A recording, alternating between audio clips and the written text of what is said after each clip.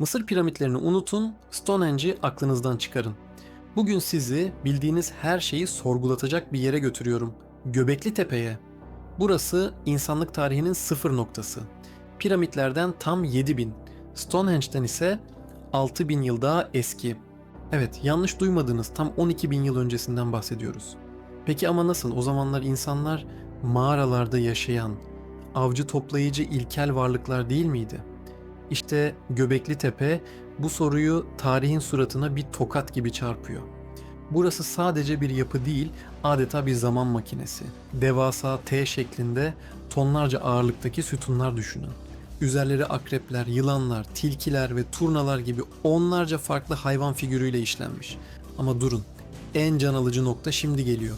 Bu hayvanlar rastgele seçilmemiş. Her biri gökyüzündeki bir takım yıldızı temsil ediyor olabilir mi?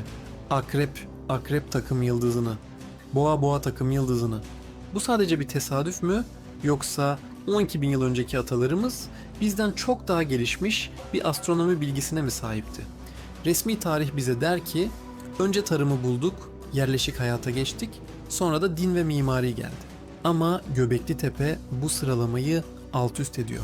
Anlaşılan o ki atalarımız önce bir araya gelip bu muazzam tapınağı inşa etmek için organize oldular, sonra bu kalabalığı beslemek için tarımı geliştirdiler.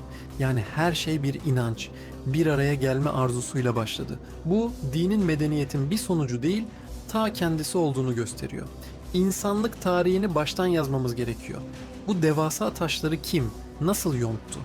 O dönemde metal aletler yoktu. Bu sütunları kilometrelerce ötedeki taş ocaklarından nasıl taşıdılar ve milimetrik bir hassasiyetle nasıl diktiler? Bu soruların cevabı hala tam olarak bilinmiyor. Bazıları kayıp bir medeniyetin izleri olduğunu düşünüyor, bazıları ise uzaylı teorilerine kadar gidiyor.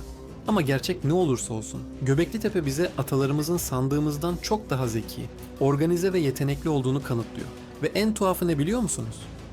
Bu görkemli yapıyı inşa edenler yaklaşık 1000 yıl kullandıktan sonra onu kendi elleriyle bilinçli bir şekilde toprağa gömmüşler.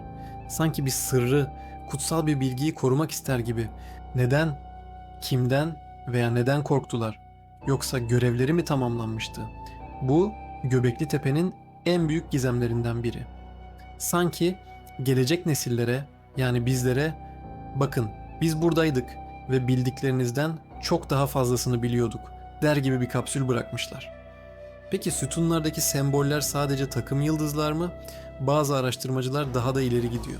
Bir sütun üzerindeki akrep, kuş ve başsız insan figürünün yaklaşık 13 bin yıl önce dünyaya çarpan bir kuyruklu yıldızı ve neden olduğu felaketi anlatan bir gök haritası olduğunu iddia ediyorlar. Eğer bu doğruysa, atalarımız sadece yıldızları izlemiyor, aynı zamanda göksel olayları kaydedip gelecek nesillere aktarıyordu.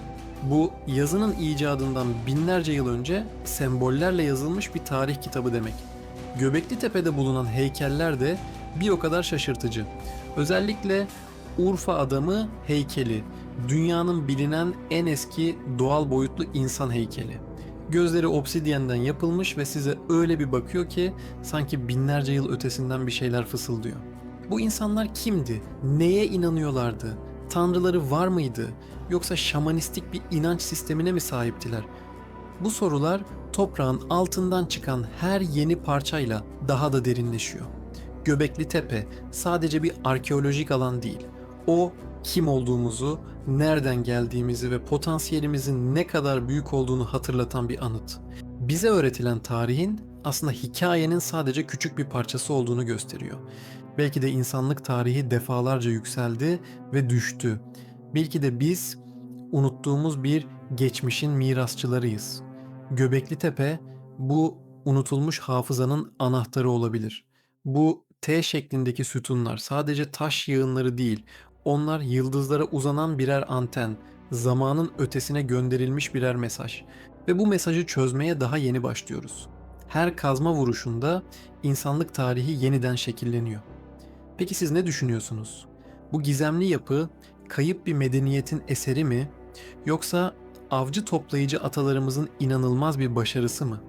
Bu taşların bize anlatacağı daha ne gibi sırlar var? Bu büyüleyici yolculukta bana katıldığınız için teşekkür ederim. Göbekli Tepe gibi daha nice gizemi birlikte keşfetmek için kanalıma abone olmayı ve bildirimleri açmayı unutmayın. Yorumlarda kendi teorilerinizi ve düşüncelerinizi paylaşın. Çünkü tarih hep birlikte yazılır. Bir sonraki videoda görüşmek üzere. Hoşça kalın